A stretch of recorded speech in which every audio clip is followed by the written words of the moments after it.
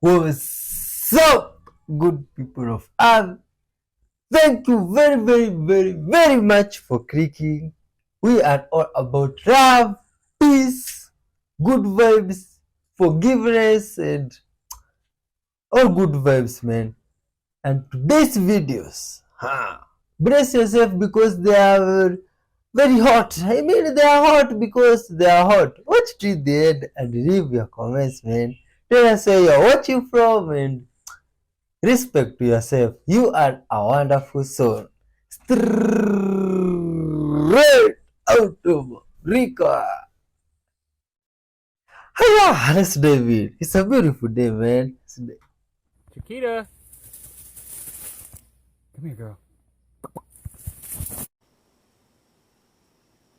Did you just call that swamp puppy like it's a puppy? I mean, that's a bear trap attached to an untanned wallet.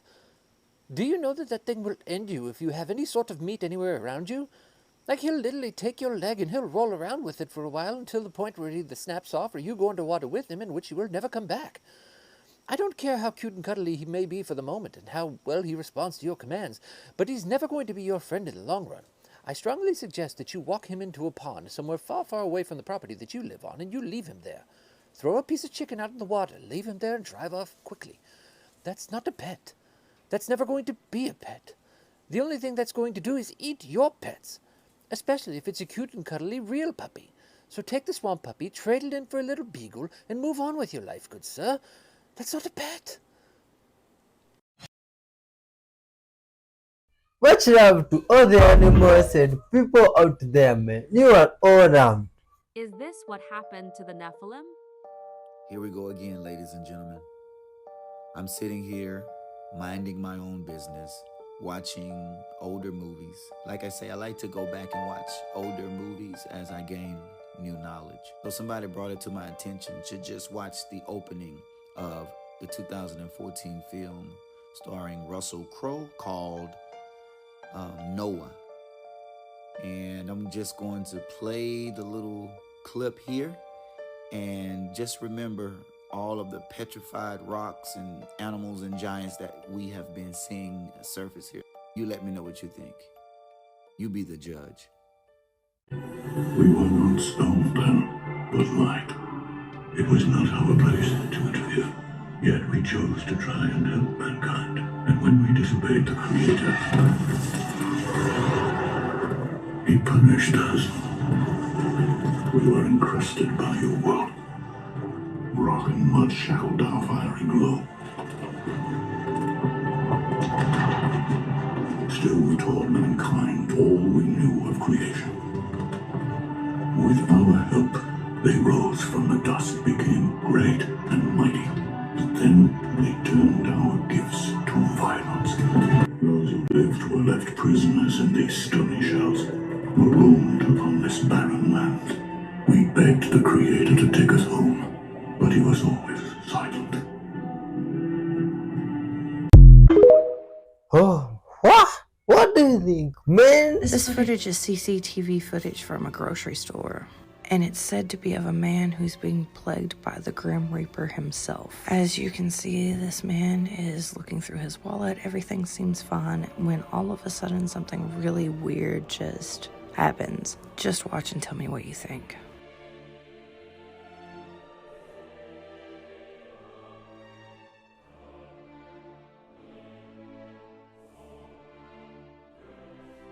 All of a sudden, something captures this man's attention and he spins around dramatically before falling to the ground like something is attacking him. Now, many people in the comments of this video believe that this man is seeing death itself, while others think that he just decided to dance in the grocery store. But it's very obvious that this man is seeing something. But what do you think? Is this man seeing things that we can't? Or what could be happening here? Let me know. Oh my god, that doesn't look like a dance. This is how you figure out your purpose right now. This message came out of nowhere, so make sure you listen to this and save it, because this is 1000% going to change your entire life. I want you to ask yourself one crucial question. One very, very, very important question.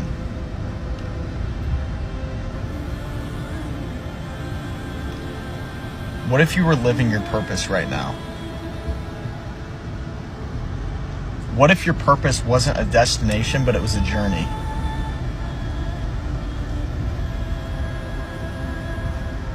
And what if instead of seeking to get to the top of the mountain, you realized that climbing it was the whole point of why you started in the first place?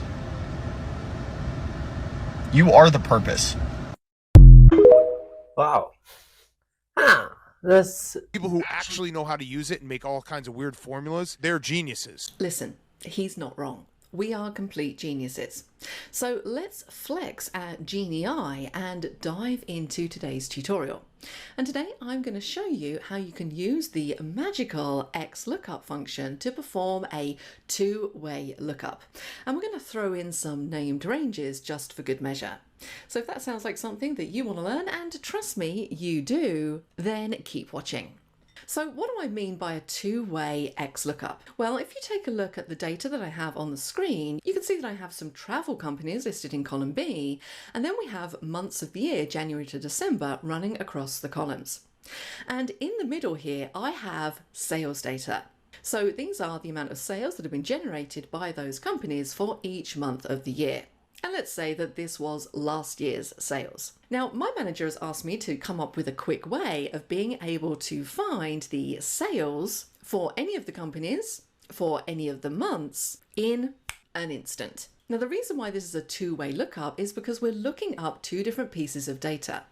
I need to find the company first of all, and then I need to find the month, and wherever they intersect, that is the result that I want to return. So two pieces of criteria. Now, the first thing I'm going to do up here is I'm going to add in some data validation drop-down lists, my favorite thing in Excel, just so I don't have to keep typing in the company name and the month each time I'm trying to run a search. So we're going to jump up to the data tab, we're going to go into data validation, and we're going to choose list. And the source for our list, well, this first one is going to list out the companies, so we just want to select all of the company names and click on OK. Now you can see we have this nice little arrow, and we can go in and we can select whatever company we're interested in. We're going to do exactly the same for the months of the year. So let's go to data validation again and choose list. And this time our source is all of the months running across the top just here, and click on OK. So now I have these two independent data validation lists that aren't currently really working together. So now I can construct my two-way XLOOKUP. So over here in cell F3, we're going to type in equals XLOOKUP. Now the first argument of XLOOKUP is the lookup value. Now we have a bit of a problem here because we have two lookup values. The company name is the first lookup value and the month is the second lookup value. So let's deal with the first one first. We're going to select cell C3. That is our lookup value. The next argument of XLOOKUP is lookup array. Effectively, where are we going to find the lookup value? Well, we're going to find the company name in the list of companies just here. So we want to make sure we select that cell range, comma. Now the next argument is the return array. So normally if we just had one piece of criteria, this is where we would specify what we want to return. But before we do that, because we have a second piece of criteria, we need to add that in here. So we're going to go straight into another XLOOKUP. And this time our lookup value is the month. Where are we going to find that value? Well, we're going to find it in the month range. And now we can specify our return array. Now the return array is the value that we want returned. So we want the sales value returned depending on what's been selected in those drop downs. So our return array in this case could be anywhere in here. So we want to select all of our numbers. There are some additional optional arguments for XLOOKUP. We're not going to use any of them in this instance. So let's close off the second XLOOKUP, close off the first XLOOKUP, hit enter, and we get our result. Now I'm just going to apply some comma formatting to make this look the same as the table, and let's double check to make sure that this is working. So trips for less for February, 4447. What about if we change this? Let's go to travel for December. So it's the first one over here, 2283. So our XLOOKUP is working perfectly.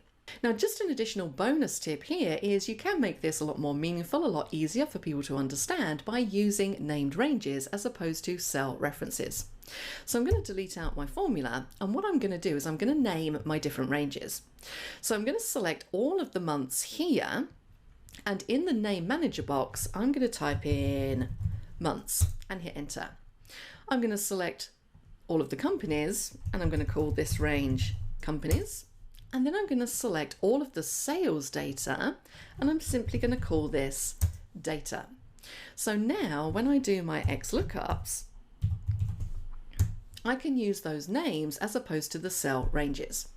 So our first lookup value is still cell C3. Where are we looking it up? Well, we're looking it up in the companies range. So we can just simply start to type in companies. There it is. Then we want to go into our second XLOOKUP. This time we're looking up the month. Our lookup array is the months range, and we want to return the sales values, which is our data range. Close off the second XLOOKUP, close off the first, hit enter, and we get the same result. But now if you take a look at that formula in the formula bar, you can see that this is actually a lot easier to understand, particularly if you've sent this spreadsheet to somebody else who maybe doesn't have the greatest grasp of Excel. They can see, okay, you're referring to the companies, you're referring to the months, and you're referring to the data, as opposed to just random cell references. So named ranges are great in any scenario. I love using them in formulas, and this was a really good example of that. So there you go. That's how you can do a two-way XLOOKUP. It's worth noting you can do exactly the same using index and match. If you'd like to see that video, let me know down in the comments and I will do one for you. Otherwise, like, share, all of that good stuff, and I will see you next time. Wow, much love to everybody out there watching. When you're trying to do telekinesis, it's not what you think. You're not sitting there like trying to do something. What you do is you imagine a biofield over what you're trying to move. And once you can solidify the biofield over what you're trying to move, you feel for it. And once you feel it, you'll feel like something pressing your hands. And from there, you can actually feel something and move it. And when you move the biofield, whatever's in the biofield moves with it. I figured that out on my own. I was just diving into that. And as I was doing it, like I can feel the biofield. It's the same thing with Reiki. So like even with my son, he was in a dead sleep and I put my hand on him. Once I could feel his biofield, I rested my hand on it and I kid you not, he twitched so quick. And my girlfriend was like, what the F was that? I touched his biofield. And the thing is, I could move my hand over his head like this and not touch anything. It's when I give awareness and I acknowledge his biofield and I try to perceive it with my hand, and that's when I can sense it and touch it. It's weird how it works. Huh. That's interesting. People who are very depressed or very lonely and lost in life are very vulnerable to falling into limerence with someone.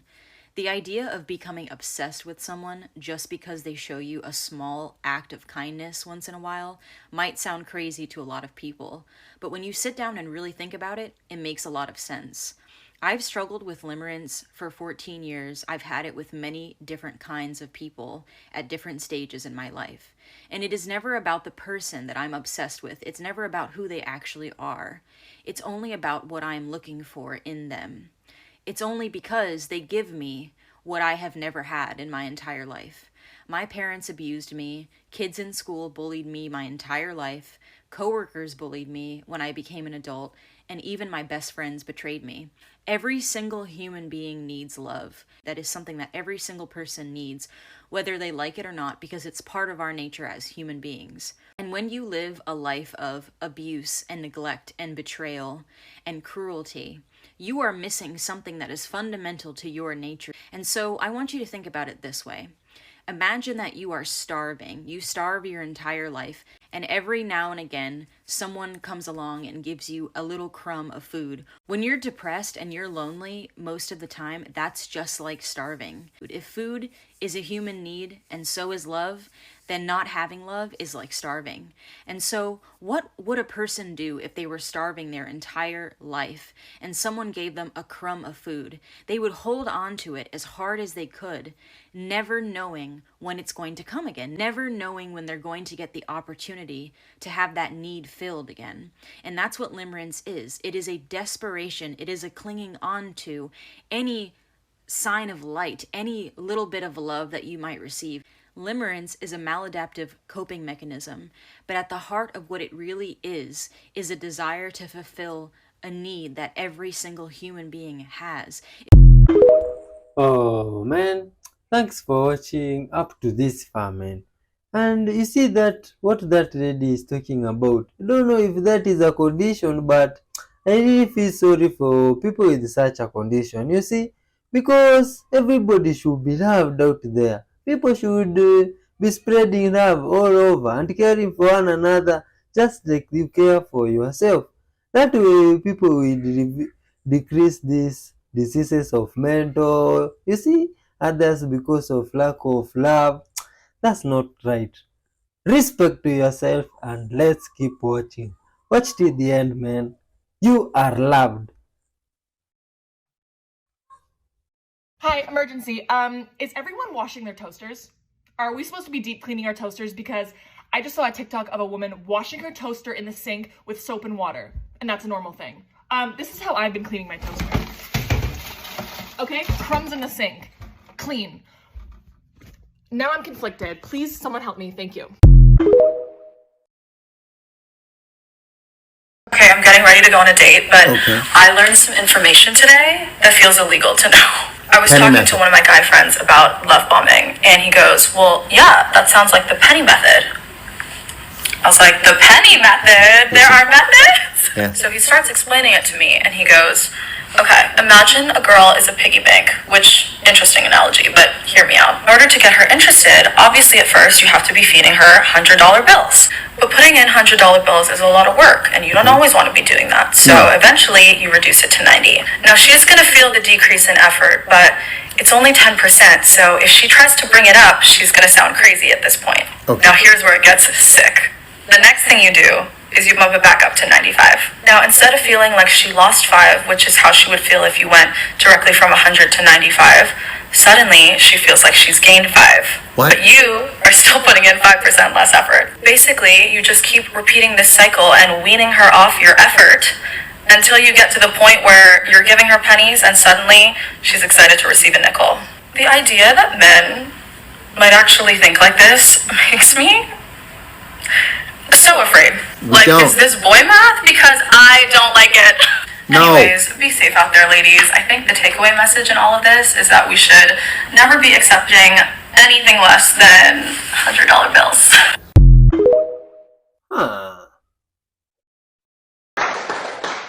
Thank you, ladies and gentlemen.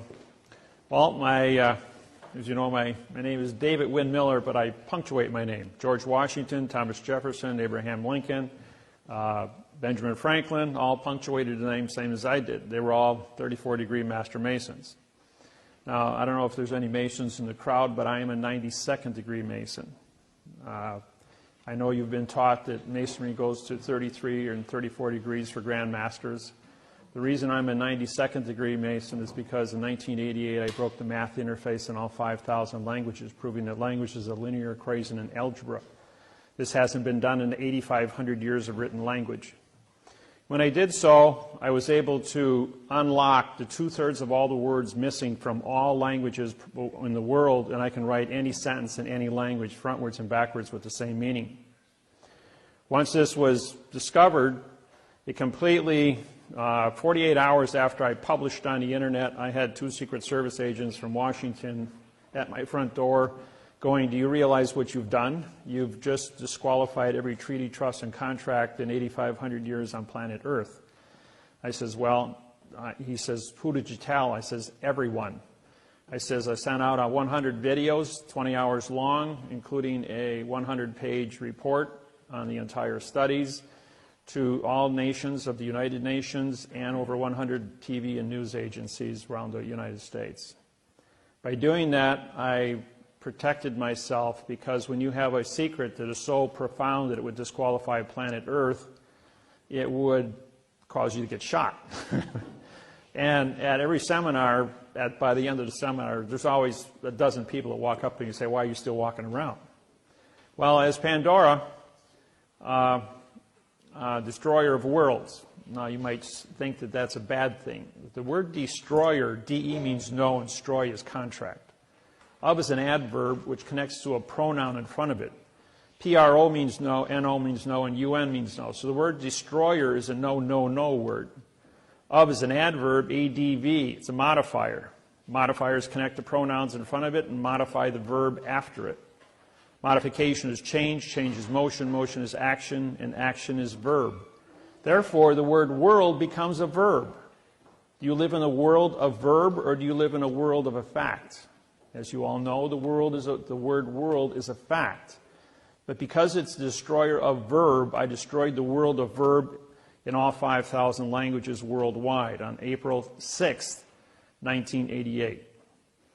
And so with that said, how did this come about? Well, in 1980, I went through a divorce. And in the divorce, Judge Stanley Miller said, "You cannot be a father to your children." And he took away my children. I'm going, "Why would you do that? I've been a good father for 10 years. And he goes, "Because I'm a judge," he says, "and I can take away people's children just because I can." I says, "Well, that's sex discrimination. Under the 1964 Civil Rights Act for equality, I says, I'm going to prosecute you." And he says, "You can't prosecute judges."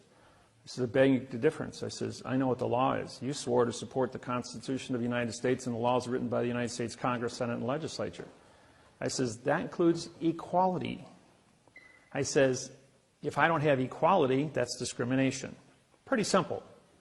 So I prosecuted Judge Stanley Miller in 1980, and he was disbarred as a judge. 7 years later, Stanley Miller got reappointed again. 2 weeks later, after he was reappointed, I showed up in his courtroom, had him disbarred again 4 days later. 7 years later, 1994, got reappointed again. And I showed up in his courtroom 2 weeks after he got reappointed, had him disbarred a third time. 3 years later, he died in 1997. And never served much on the bench. Always was an administrator, but never a judge. As a result of that, when the judge took away my children, that violation, that breaking of my heart, put me on a path. And that path was anger. You don't take away a parent's child. And the pain that caused, pain makes thought, thought makes wisdom, and wisdom grows to maturity. So as a result of that pain, I started studying. Now, we go through 3 phases in life. You do not know what you do not know. Well, it's like putting your hand in fire. It looks pretty until you touch it and you get burnt. Well, you know what you don't know about why you got burnt. And I was aware of what I didn't know, so I had to study. And so because I studied, I learned about what the fire was. I learned about what the pain was. And from that, I then had knowledge. And when I had knowledge, I knew what I knew. And then I could become a teacher. In 1975, I became a college professor in Milwaukee. And I taught engineering and metallurgy, heat treating, and blueprint reading. So I've been a teacher now 75, so going on 38 years. I hold a professional license for college. I also have 3 PhDs and 535 college credits, 17 full-time years of college. Kind of got stuck in college. I really liked it. Worked third shift nights as a tool and die welder, and I went to school full-time days. I had but to fill in my spare time because I didn't sleep, I went ahead and had a second full-time job, and that was in real estate, teaching underwater welding. I had my own real estate company for 26 years. Besides doing law from 1980 to present time, 32 years. I have 80,000 hours of law experience. And I've fielded, I've done 2,500 seminars, including over 1,000 TV and radio live performances. I did the programs on 9/11 on national television on what really happened there. There's only a few people in the world that have my background and credentials about what heat treating is, nuclear science, string theories and quantum physics. I have a 200 IQ. I read 400 words a second in math codes. It's something that's acquired art. You can give me an inch of paper and of documents, and I'll blow through it in about a minute. And I'll be able to tell you exactly about how many mistakes are in it and what to do about it. The program today is going to cover many different aspects. So I'm going to go through the parts of speech, which I wrote up here. It took 6 years of my life to discover this. It isn't really what you think it is. And what they teach you in school is not what you actually, is actually what's going on. And this isn't to insult anybody, but all of you have a second grade reading level. And it isn't just you, it's the entire population of the planet was instructed and through TV, radio, newspapers, and magazines to keep you in a second grade reading level, because that way they could harvest the entire population of the planet. There's a few individuals called federal judges and chief federal judges at a state level that control what's called parsing, syntax, grammar, and the secrets therein. When I broke the code in 1988, I went to the United States Supreme Court and walked in there in 1989, and it says, I'm here to prosecute William Rehnquist, Chief Supreme Court Justice of the United States Supreme Court. Immediately I was arrested for threatening the United States Supreme Court judge and taken into a closed room. Well, when we got down in that room, I had 6 marshals standing shoulder to shoulder surround me, and William Rehnquist came down from up in his chambers to see me, and I says, I have your signed confession for treason against the United States people. I says, I've used parsing, syntax, grammar against your opinion since you've been in office. He says, okay, guys, you can all leave now. Mr. Miller and I are going to sit in this closed room. You've already frisked him. He has no weapons. He doesn't seem to be of stature that can overpower me.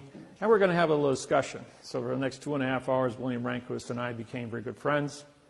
And until he died and I removed him from office in June of 2005, we were pretty good friends. I taught him syntax, the math interface.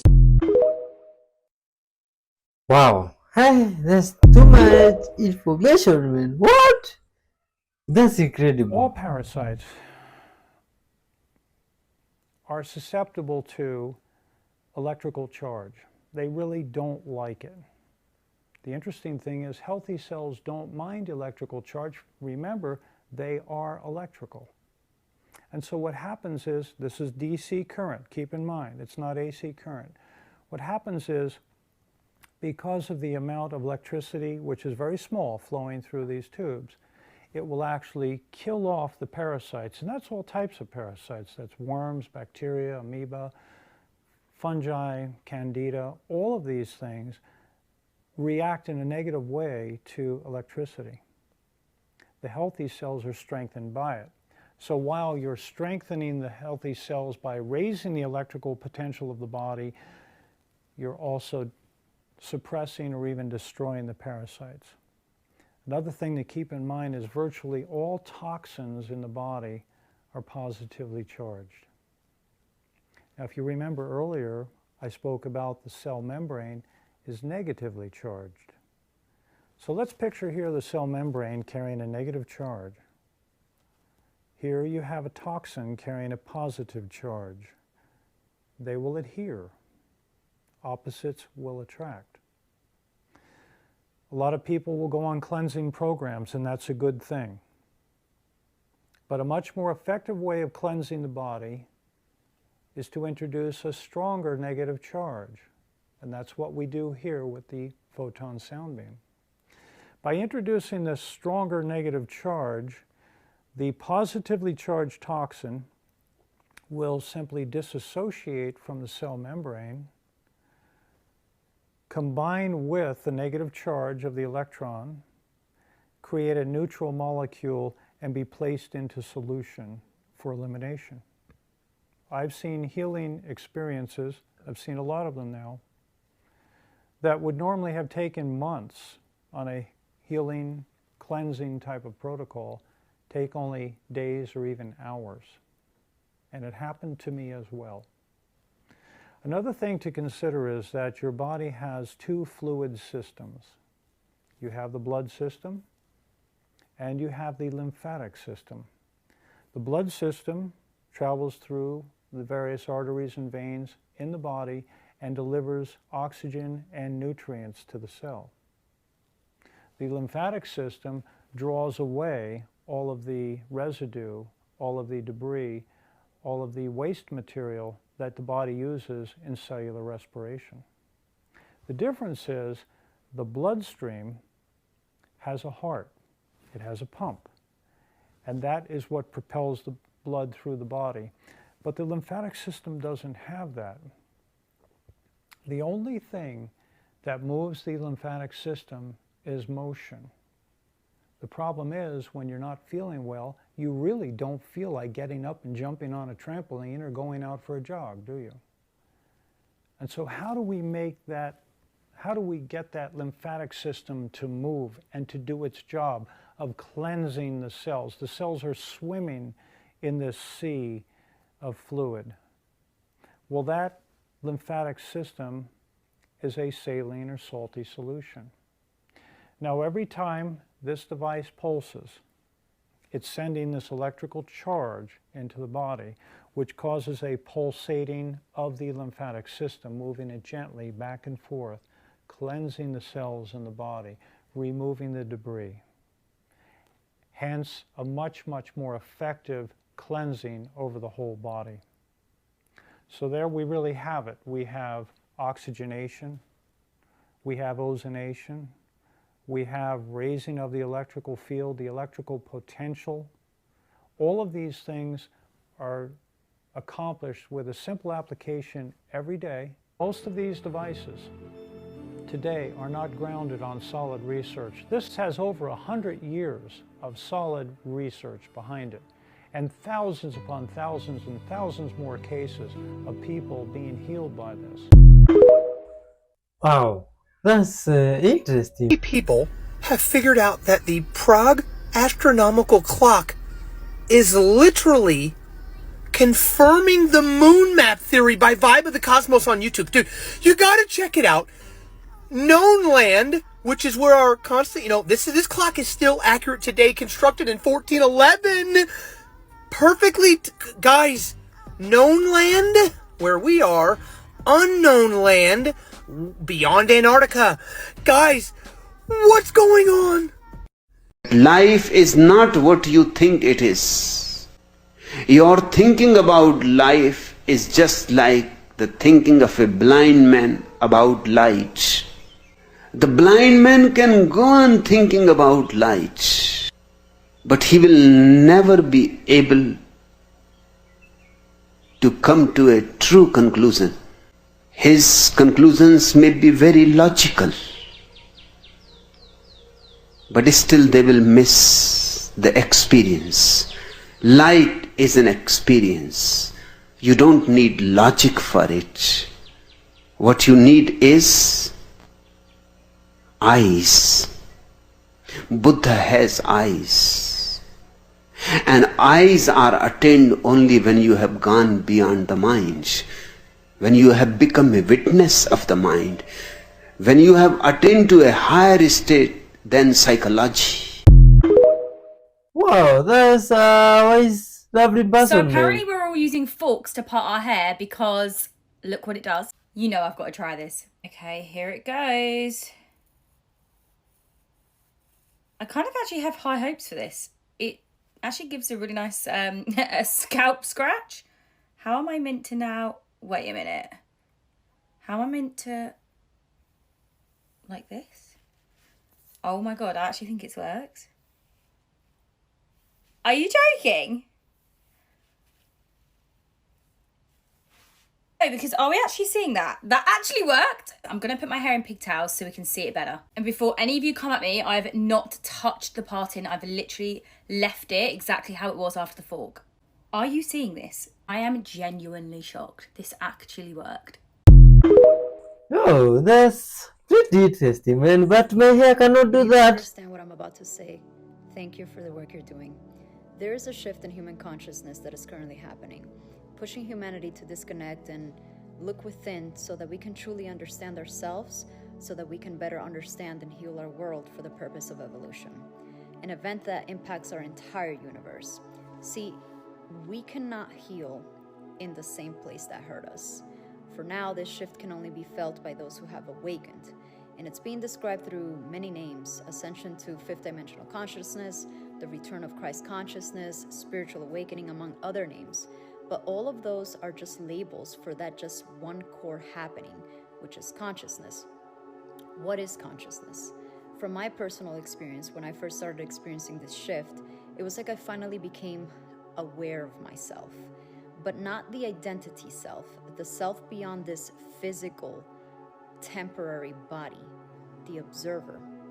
I all of a sudden realized that what I thought to be true was not it.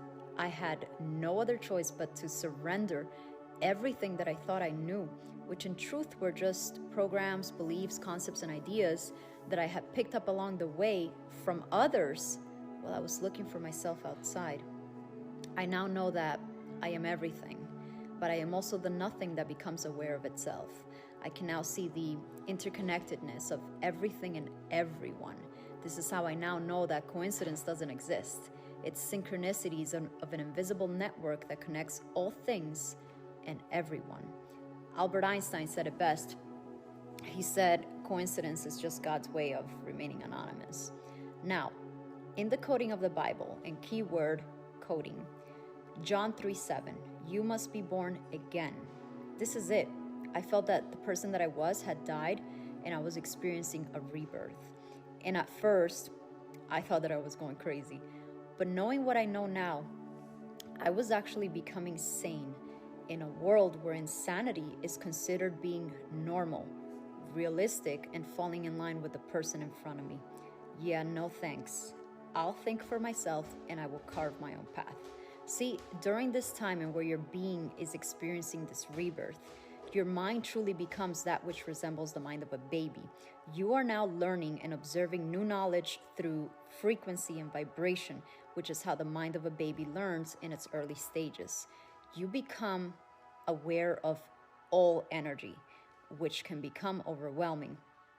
Your mind becomes a receiver for new information that is now coming from within, in addition to the knowledge and experience that you have gathered throughout your life from your exterior world. Thus, it becomes a lonely path. You can now see through everything and everyone. The barriers you create are simply an attempt to respect the superficial privacy of others. This allows me to use Bayesian inference, which is a method of generating predictions based on new information, experience, prior knowledge, and belief. This is where spiritual discernment develops, as you are now operating from a state of knowing. Although belief is what creates this three-dimensional reality, belief ceases to exist in this higher state of consciousness. It's, I describe it as direct access to God, which was once just an illusion. But once you truly get to see what God, the universe, is, which is all within you, this world then becomes the illusion. Awakened souls are now taking the lead to show others what they yet cannot see. It's acting as a wave which will eventually realize it was always the whole ocean. I call this first wave of awakened souls the Ark, courageous and strong to take the ridicule, the judgment. But let me remind you that all great visionaries, the greatest minds, the greatest leaders to ever walk on this earth were first ridiculed, humiliated, and condemned by those who couldn't see what they could. It is only now that their visions have become our reality that we praise them. There is no stopping this shift in consciousness. It is our future. We must match the frequency of where our world is headed. A beautiful world of unconditional love and unity, a world led by the heart and balance with the mind. Oh, much love to everybody watching out there, man. We all wake up in the morning and we all go about our daily business.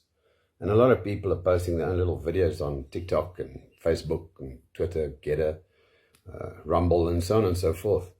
My question is this. Why do you have to swear when you're posting a video? Does that make you more cool? Does it make your video more cool? Do you feel more empowered?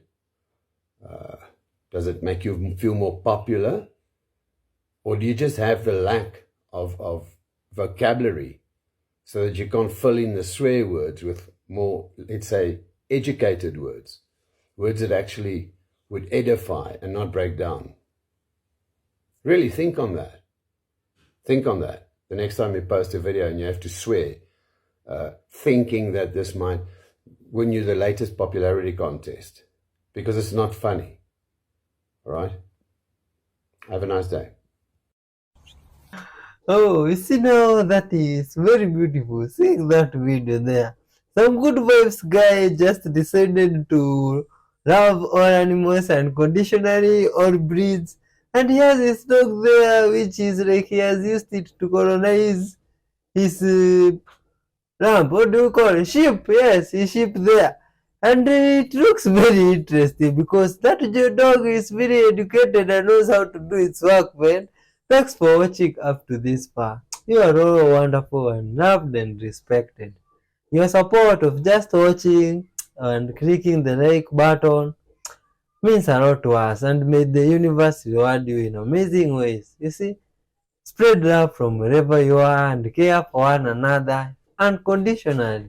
Unity, peace, and forgiveness, and also honesty. Good vibes to everyone, man. Hello, everyone that has been hitting the comment section. Yo, my heart goes out to you, and